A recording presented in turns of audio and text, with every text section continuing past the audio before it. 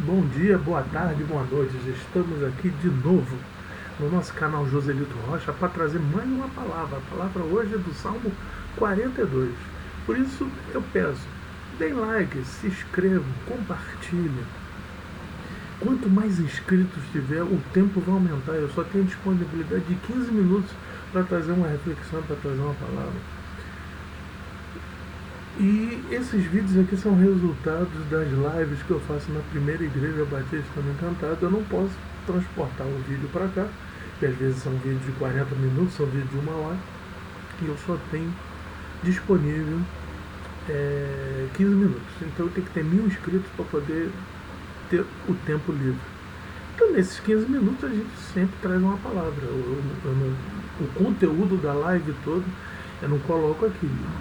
Eu faço um resumo. Então hoje, a palavra que nós vamos trazer aqui para os amados está no Salmo 42. E eu tenho aqui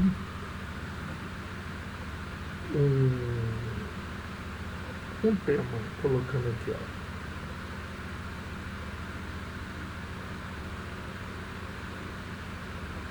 Vamos colocar da seguinte forma, né? Espere em Deus, pois ainda o louvarei. Salmo 42, a gente vai fazer uma questão aqui, a autoria dele. Por exemplo, a Bíblia que eu tenho aqui fala que é de um dos filhos de Corá, ou Coré. Coré, Datão e Abirão foram aqueles 3 rebeldes que sempre faziam rebelião contra Moisés, lá no deserto. Mas seus descendentes da tribo de Levi oficiavam no templo. Existe uma minoria que diz que Davi teria sido o autor. A questão é que o contexto desse aqui, sendo um dos levitas do Ministério de Música que oficiava no templo, conferir, segundo o livro de Crônicas, capítulo 20, verso 19, fala sobre isso, né? Os filhos de Coré, ou Corá, ou Davi. A questão é que a mensagem disso aqui, por exemplo, vou colocar o verso 5 e o verso 11. Nós não vamos ler o salmo todo. Que diz: por que estás abatido a minha alma? Por que te perturbas em mim? Espere em Deus, pois ainda o louvarei na salvação da sua presença. No verso 11 diz: por que está abatido a minha alma? Por que te perturbas dentro de mim? Espere em Deus, pois ainda o louvarei. Ele é a salvação da minha face. É o meu Deus. Pessoas, vamos colocar para os dias de hoje essas palavras aqui, que possa ser o levita. Alguns defendem que ele estava no exílio, se for o autor, Davi.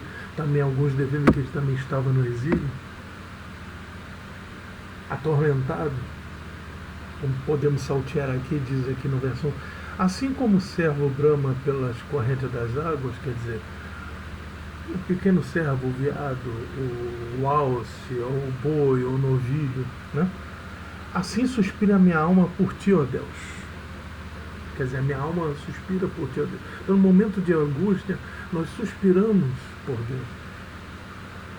E continua o texto aqui: a minha alma tem sede de Deus, do Deus vivo. Quando entrarei e me apresentarei ante a face de Deus? Por isso a questão de ser um levita no exílio, ou o próprio Davi no exílio, porque a presença de Deus se manifestava no templo. Haviam sinagogas por toda a Palestina, por todo Israel, mas o crente em Deus, o servo de Deus, pelo menos uma vez por ano tinha que ir lá apresentar sacrifícios no templo. Então você imagina um levita que trabalhava no templo, estava fora, ou Davi no exílio, nas suas perseguições que ele sofreu, né? Então as minhas lágrimas servem-me de mantimento de dia e de noite, porquanto me dizem constantemente: onde está o teu Deus? Quantas pessoas fazem isso comigo e contigo?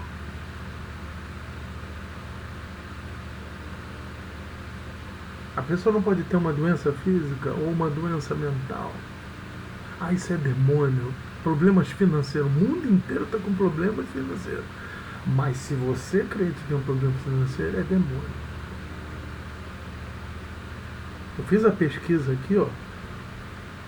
Tanto um quanto o outro, mesmo envolvido com a obra de Deus, com a comunhão com Deus e com os irmãos, passou por angústia, por depressão.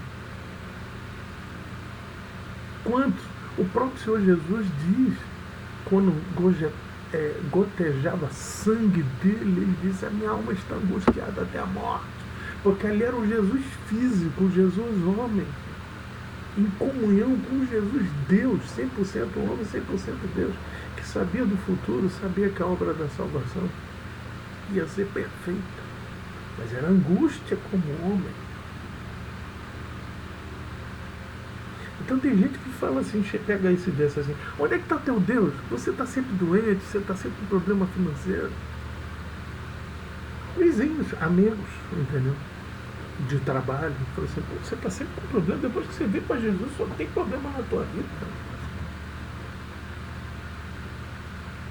Não houve promessa de plenitude de paz, sem doença, sem problema nenhum, porque isso é na eternidade. Jesus diz: no mundo tereis aflições, mas tem bom ânimo, porque eu venci o mundo. Então, continuando aqui, a gente pode pegar um outro versículo que fala: quando me lembro disto, dentro de mim derrama a minha alma, pois havia ido com a multidão, com eles à casa de Deus, com alegria e louvor, com a multidão que festejava no dia 16. Alegria quando disseram: vamos à casa do Senhor. Hoje, a questão da presença de Deus se faz na igreja, quando a gente, de maneira coletiva, adora a Deus, mas também na nossa casa, no nosso trabalho, dirigindo, por exemplo. Quem está acessando esse vídeo aí, pode estar em casa, pode estar no trabalho, pode estar dirigindo e estar acessando o vídeo aí. E você está prestando culto a Deus, você está adorando ao seu Deus. O que Jesus disse à mulher samaritana lá no Evangelho de João, no capítulo 4, o Pai procura os tais que o adoram em espírito e verdade, porque não haverá necessidade de ser somente no tempo que o Espírito de Deus foi derramado sobre toda a carne, no dia da festa do Pentecostes, anunciado pelo profeta Joel, cumprindo-se no dia da festa de Pentecostes, 50 dias depois que Jesus foi ressuscitado, 10 dias depois que ele foi assunto ao céu.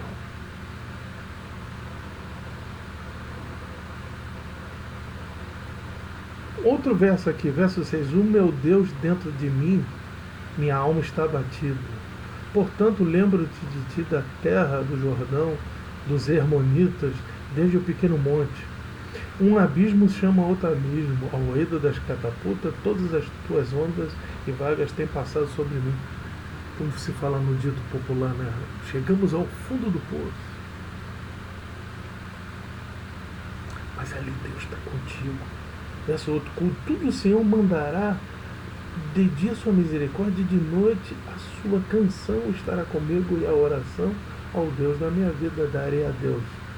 Direi a Deus, a minha rocha, por que se esqueceste de mim? Muitas das vezes a gente fala: Deus só se esqueceu de mim.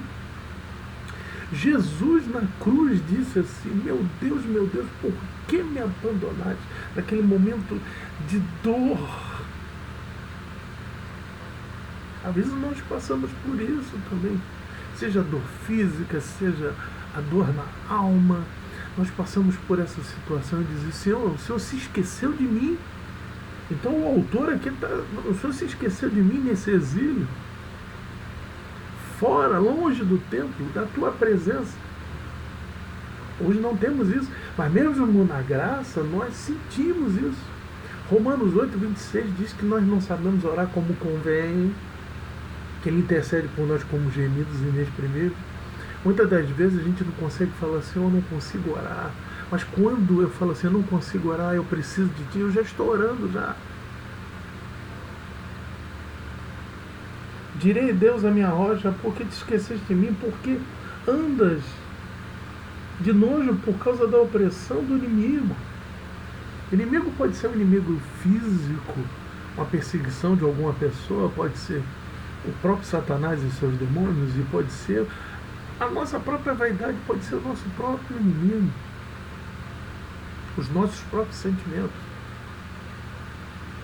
como uma ferida mortal em meus ossos, me afronta os meus adversários. Quando todo dia me dizem, onde está o teu Deus, que não resolve o teu problema? Às vezes são familiares, às vezes são colegas de trabalho. Onde é que está teu Deus? Fiz essa devoção toda, você vai para a igreja todo domingo, entendeu? Às vezes, que a santidade não é uma coisa aparente, a santidade é um estilo de vida. Então você abre mão de ir a certos lugares, entendeu? Não estou dizendo que é proibido você ir a cinema e à praia. Como algumas denominações impõem isso por mandamento de homem. Mas alguns comportamentos, algumas conversações, nós somos cercados por uma nuvem de testemunhas. Nós mudamos os nossos hábitos. Muitos colegas do passado, do trabalho antigo, dizem assim, poxa, você está tão diferente, você está sumido, você não pode estar com a gente em todo lugar. Não poder, posso, mas tem algumas conversações que, às vezes, para você não magoar as pessoas, você diz assim, agora eu levo uma vida diferente, eu estou mais caseiro agora, com a idade, questão da idade, entendeu? Eu era uma pessoa que ia muito, até no começo da minha caminhada com Cristo na fé evangélica, eu ia culto em tudo quanto era lugar, me movimentava muito. Aí depois casei, fiquei mais caseiro, tem as atividades na igreja agora. Então, depois da Covid para cá, eu fiquei mais caseiro. Então eu uso a ferramenta que tem, que é essa ferramenta aqui. Produzindo conteúdo pelo Facebook, produzindo conteúdo aqui pelo YouTube, para pregar o Evangelho. E tem muitos que falam assim, onde é que está o teu Deus nas tuas dificuldades? Às vezes tem apertos financeiros. E a gente tem que se segurar. A gente ganha um salário X, aquela coisa toda. E Deus não tem deixado faltar nada, entendeu? Mas às vezes na visão de algumas pessoas, quando você não tinha esse negócio de ser evangélico, esse negócio de ser cristão, você tinha uma vida melhor, entendeu? Isso é uma análise superficial do que é uma vida livre, do que é uma vida melhor. Depois do Covid eu fiquei com muitas sequelas, mas Deus tem me dado a sustentação e eu tenho melhorado, graças a Deus. Vamos caminhando. Por isso que tem pessoas que falam, onde está Deus? Só vive doente, só vive com problema financeiro, só vive com problemas, entendeu? Às vezes a pessoa pode não dizer assim, pode falar assim, poxa, você é aí, pastor, né? Tá. Porque tem gente que pensa que pastor não tem problema, né? Isso não é verdade. Pastor, assim como um padre na igreja católica, ou como um pai de santo no espiritismo, entendeu? Ou um mentor, entendeu? Todo mundo tem problema. Todos têm problema. Problema é para todos. Mas onde é que está a solução dos problemas? Está em Jesus Cristo. Está em Deus. Por isso que esse versículo aqui eu coloquei como o tema, espere em Deus, pois ainda o louvarei. Né? Ele é a salvação da minha face, Ele é o meu Deus. Paulo e Silas estavam presos no cárcere e começaram a louvar a Deus, e houve um terremoto e soltou eles de lá. Vamos refletir nisso. Espera em Deus, pois ainda o louvarei. Que essa palavra tenha confortado o teu coração. Eu espero, tenha essa esperança. Por isso, compartilhem, se inscrevam no canal para que o pastor aqui tenha 1000 inscritos e possa aumentar o seu tempo nas suas reflexões, e deem seus likes. Muito obrigado, que Deus abençoe a todos. Graça e paz da parte de Deus Pai, de nosso Senhor e Salvador Jesus Cristo, a todos que me acompanham.